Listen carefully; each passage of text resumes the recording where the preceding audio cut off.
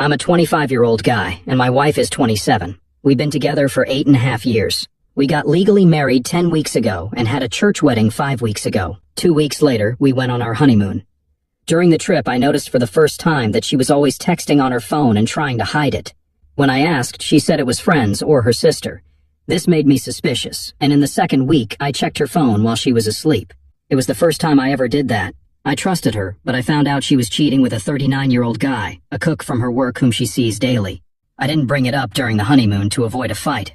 After looking into it further, I discovered their relationship started at the end of November last year, so after our engagement but before our wedding. I don't know why she didn't tell me earlier when we had time to cancel the wedding. I haven't discussed this with my wife yet, but I think she suspects I know something. We still need to choose photos for our wedding album and write thank you letters for gifts. I didn't bring it up until now because of these things, but I'm dying inside and need to do something. I'm checking if I can legally remove her from our rented house, cancel the wedding, or get a divorce. We rented it together, and the contract has both our names. A relevant detail is that the other guy is separated from his wife and has 2 children in their teens. He's not divorcing her now due to loans they need to pay back. Also, they constantly talk about how much they love each other and would like to live their love fully, but they can't right now. As far as I know, the plan is for her to have children with me first, and then, when he's ready, they'll get together. I feel guilty thinking about divorce 2 months after our wedding, as we had a big party and received a lot of gifts, but I can't go on like this. I don't even know what I'm expecting from you guys. Maybe I need confirmation that leaving her and getting divorced is the right thing. Thank you for any advice. Update: I talked to a lawyer in our office who doesn't really know about the matter. She gave me contact information for someone who could help. I plan to call today or tomorrow and try to meet with her soon. Update: the lawyer is checking if having another relationship is legally enough for an annulment. It's the first time someone called her so soon after marriage, and she felt bad for me. She'll let me know in a few days what options I have. Update: I can file for an annulment within 6 months of marriage.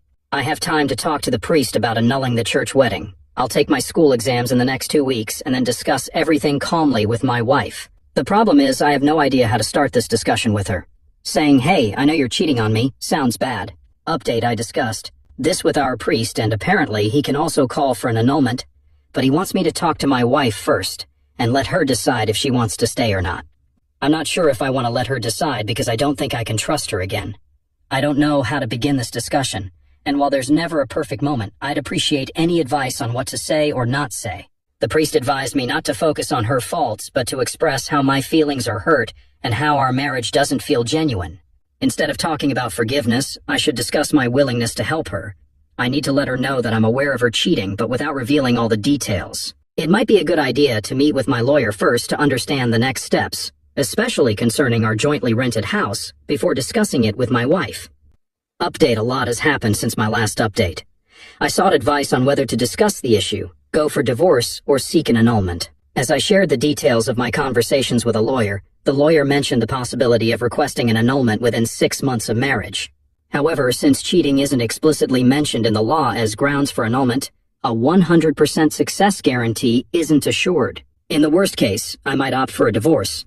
I also consulted our priest, who stated that, from the church's perspective, I can request an annulment anytime, provided I can prove ongoing cheating before, during, and after the marriage. I have all the evidence required for this. Upon sharing the situation with my friends, they advised me to immediately ask her to leave my home.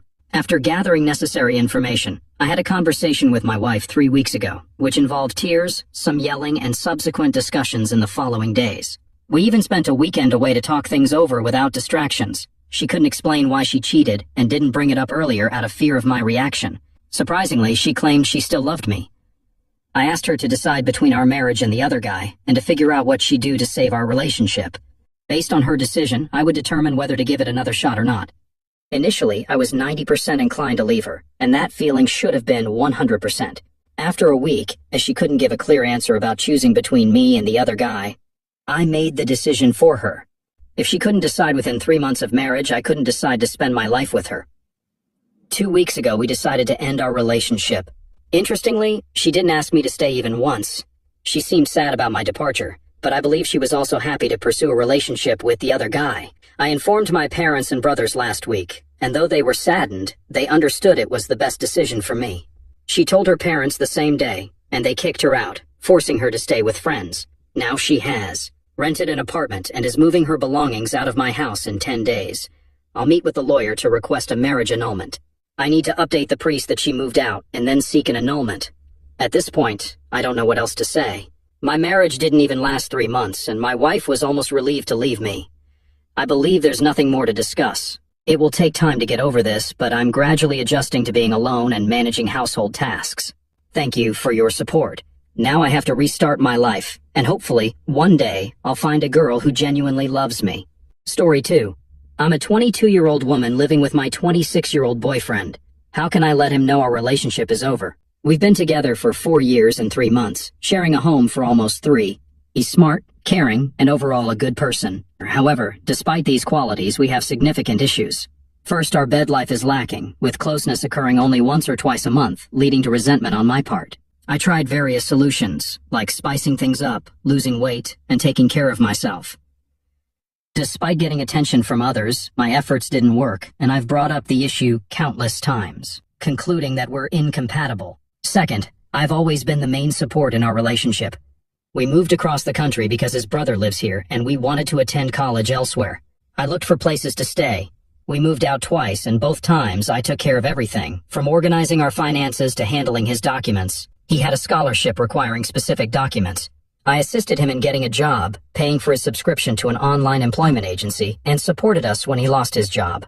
He's unaware of our bills and deadlines, and I feel like I have to handle everything. Initially ambitious and curious, he now seems stuck in his comfort zone. Besides the lack of closeness, we don't go on dates or celebrate anniversaries.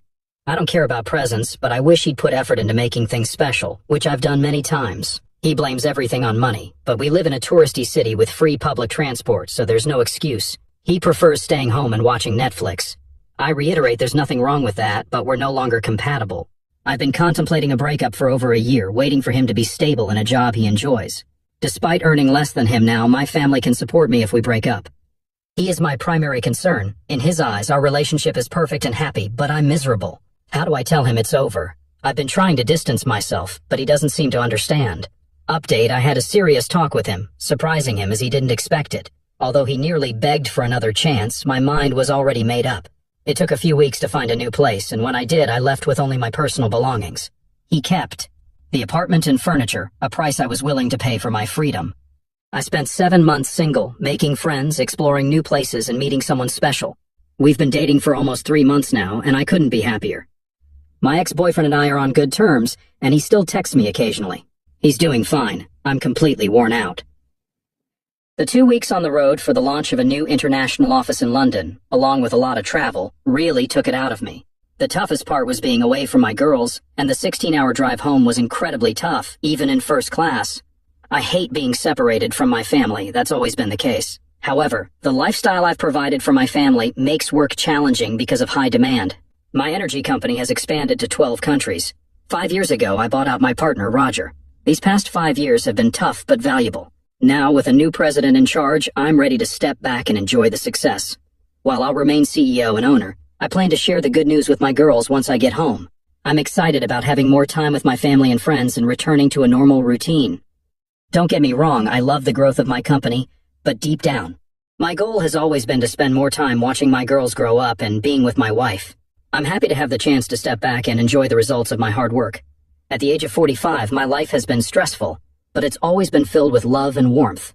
I wouldn't change a thing, and I'm looking forward to the next chapter of my life with my family. 30 minutes from home, as my driver navigated through traffic jams, I sat in the back seat of the limo, relaxing and sipping a second glass of bourbon poured from the sidebar after leaving the airport. Approaching the circular driveway, the house seemed quiet, but experience told me that in a few minutes, the girls would greet their daddy, and my wife would welcome me with a warm kiss, promising a wonderful night in her arms. To my horror, I walked into an empty house. The only sound was the driver placing my bags in the lobby. I called out to them, but there was no response. It was strange. The girls were always home when I returned. Hoping everything was fine, I noticed an envelope with my name written in my wife Zoe's wonderful handwriting. The letter, Jonathan, my love. What an incredible journey we've had as husband and wife. I've cherished every minute of the last 16 years and look forward to the next 50 together. You're my whole world, and I can't live without you. Despite missing you, I've waited to express my gratitude and share something important. The other reason is something I feel a need to share. This is something that has been bothering me for the last 6 months. This is something I never expected, and unfortunately, it has become an important part of my life. Everything you've just read is true, and I speak every word from the bottom of my heart. So what I'm about to tell you is the hardest thing I've ever done. No matter how much I love you and will never stop loving you, I have to confess something. I pray that you will understand, not be disappointed in me, and not leave me because of this. I've had a man for the last 6 months. I don't have any feelings or love for this man, but we have a bad relationship. The reason I'm telling you this now is because of respect and a deep sense of guilt. I can't live with this guilt anymore, and I need you to know that I've been unfaithful. You'll never understand it, but I don't feel love for him, just an attraction that I can't explain. He does things to me that I can't put into words, and no matter how hard I try, I can't stop. He has become my drowsiness, and I need him in my life. Please believe that I have done my best to keep this a secret from you and not let it affect our lives. Nothing has changed between us since it started, but I understand that it can't end soon. So it's only fair that you find out all about it. No secrets, baby. I love and respect you too much to ever do that. Please understand that my need for him is purely physical, and I will not allow my being with him to interfere with our love or closeness. I just needed to let you know that there's another part of me that I gave to another man. But this part of me has nothing to do with my love for you and the importance of our family. Family is the most important part of my life and my #1 value. Nothing will change that. Our girls are staying the night at your mom's, so don't worry about them. They can't wait to see their dad in the morning. I'm with my friend tonight because I wanted to give you some time alone to read my letter and figure out how things will go from here. I'll be home around 10 p.m., and we can pick up where we left off as if nothing has changed, because nothing has changed, dear. Just remember, when you read this, that you are the love of my life, and I am yours until death do us part. I'm yours, baby, and I'll give you anything you want or need. Thank you for being you and the best husband a girl can dream of. To love always and forever, your devoted wife, Zoe. After finishing the letter, I realized that the glass of bourbon I was drinking had now become part of the next wall. I didn't even remember throwing the glass, let alone throwing it with such force that a few shards actually stuck into the wall. The ability to make quick decisions is what led me to success in business, and now I was acting out of habit. I took out a piece of paper and wrote a reply letter, sealed the envelope, on the front of which her name was clearly written, and put it on the table next to the envelope that was addressed to me. I put her letter in my pocket, took some luggage, and went up to the girls' room to pack clothes for a few days as we had a short trip ahead of us. In the car, I called my supervisor and told him to prepare a corporate plane for a trip to San Francisco, where I was going to stay for the near future with my girls. At 6:30 that evening, I was driving to my parents' house to pick up my girls. I keep extra clothes and everything I need for a long stay in a corporate apartment near my California office. When I arrived at my parents' place, the girls ran out with big smiles and gave me a bunch of kisses. They were happy to see me, and it felt like my first real smile since coming home. "Dad's back. We missed you, Daddy. We thought we wouldn't see you until tomorrow. Mom said you wouldn't be back until then." She was supposed to meet her friend Jamie tonight, and we came to see Grandma and Grandpa. I hugged and kissed them, tears flowing from the love and the realization that their lives were about to change because of their mom. Jamie's name caught my attention, and I stored it in my memory for a while. After the girls calmed down, I surprised them by saying we were going on a trip for a few days, flying on the company plane for a fun vacation. Convincing the girls was easy, but explaining to Mom and Dad was a different story. They felt my pain and objected until I let them read the letter. I explained that I needed time to think and plan without emotions. I left a letter for Zoe and promised to call her from the plane. I assured my parents I'd be back within 2 weeks and that they shouldn't worry about the girls. They'd be well taken care of. Boarding the plane, the girls played around, and Jessica, a friendly flight attendant, kept them company. We've become good friends over the past 2 years. Being alone on flights can create friendships. It was 11, and the girls were asleep. The cabin lights dimmed, creating a calm atmosphere. That's when I made a call to Zoe. I informed her of my current location and the potential communication challenges due to the altitude. I reassured Zoe that I'd received and read her letter, mentioning that the girls were with me and would contact her in the morning. I promised to reach out to her in the next few days and advised her to contact my parents if she needed anything. As the conversation concluded, I wished her a good night. I hung up before she could respond. The flight went smoothly, landing at 1. I took the girls to a waiting limo and later went to my house. After putting them to bed, I fell asleep without unpacking. We'd have time for that tomorrow. Jennifer, 13, and Cassie, 15, looked at me curiously after the call. Cassie, the eldest, had a sad look. She inquired, "Did Mom betray you?" Her question broke my heart. Holding back tears, I shook my head and instructed them to get dressed for dinner. It was the hardest thing I've ever done, but I knew that with love and support, they'd handle the challenges. Earlier that morning before the girls woke up, I had a call with George, our family lawyer on the East Coast. I've known him for 20 years and told him the story without any preamble. I conveyed that I needed to understand what a divorce would look like and how challenging it might be. I expressed my desire for custody regardless of the cost and emphasized that there would be no reconciliation, counseling, or forgiveness. I wanted this over as soon as possible. The call went silent, allowing George a moment to absorb the news, probably as surprised as I was when I read Zoe's letter. He expressed his condolences, mentioning how he and Kate thought we were the perfect couple. He couldn't wrap his head around how she could do this, but understood what I was asking. He reminded me of the prenup that Roger insisted on when we started the company, citing Roger's own experience with infidelity in his previous business. George explained that the prenup was in place and current. If Zoe had truly had an affair, she would give up rights to the kids and any financial benefits from the marriage. Over the years, while the company grew, George had maintained a premarital relationship, worked with our corporate lawyers, and placed most of our assets into a trust. I was the beneficiary, the house, cars, bank accounts, investments, all under this untouchable trust. If she breached the marriage contract, she would leave with what she brought in and lose rights to the kids. While we didn't set this up for the situation, George said, it seems to work in your favor. George, you're right. I never thought she'd betray me. I completely forgot about the prenup. But George, all I have is a letter admitting her infidelity. What else do we need? Well, a confession on video or tape along with photos or a confession from her part would help, he replied. George, can you handle this while I'm in California with the girls? Money is no issue, and I want proof as soon as possible. I don't want this dragging on. There's a guy my girls mentioned, Jamie. The only Jamie I know is the tennis instructor at our country club. Can you arrange for a private investigator to start with him? I'm sure she'll contact him while I'm away. Of course.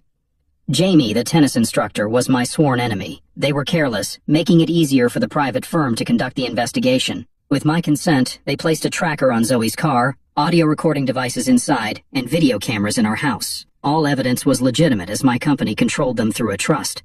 In a week, they had enough recordings and her written confession to move forward. I never listened or watched. I didn't want these images haunting me. Jamie turned out to be a womanizer, having affairs with other married women. He was younger, fit, and a favorite among the ladies in the club. Zoe was just one of his many affairs there. Middle-aged married women were easy targets for him. 5 days later, George called with updates. Jonathan, we have all the necessary evidence. What do you want us to do? Are you still going to divorce Zoe? Without hesitation, I said, draw up the divorce papers meticulously. I want her to feel the pain. She caused me. I'll be at home when she's notified on Tuesday. I want to be there when she gets home. Are you sure about the divorce, Jonathan? Definitely. But I need to think about the girls and talk to her before signing the papers. It's tough, George, and I hope you never experience this. I love her, but I can't forgive what she did. Whatever you decide, I'm here to help, Jonathan. Stay in touch, and we'll keep you updated once she's notified. We got home on Tuesday morning around 9 a.m., and the girls were happy to be back. I told them that after their mom finished a tennis lesson, I wanted them to stay in their rooms while we talked. They seemed upset and worried, but I tried my best to assure them that things would be okay. 6 months later, the divorce was finalized. Even though Zoe was still the girl's mom, I covered the first 3 months of rent for a small furnished 2-bedroom apartment.